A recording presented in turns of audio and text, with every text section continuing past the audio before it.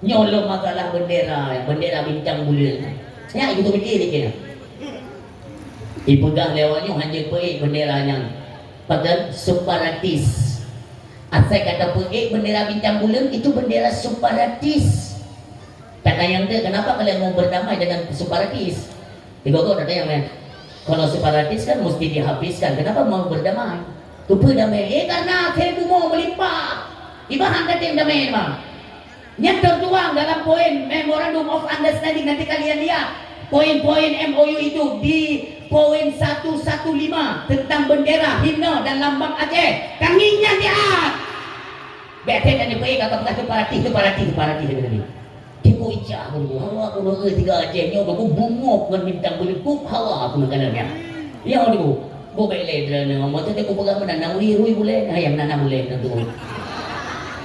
Hawa ada tunggu dia naga pejuang-pejuang kanyo ada yang berjuang tu apa itu semua tunggu supaya ada tujuan danyo beli pengelik kau.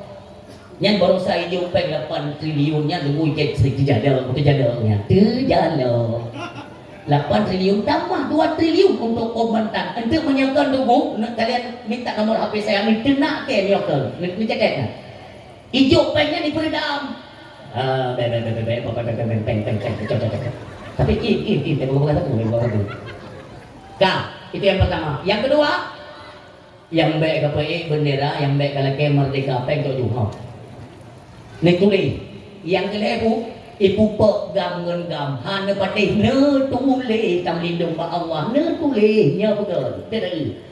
Mulai di bodoh gam dari sini jauh lah mualim dah hak ke noi ke gam di zaman masa ke nak kami kau liprang. Yang item dia kata bodohnya. Bebanai.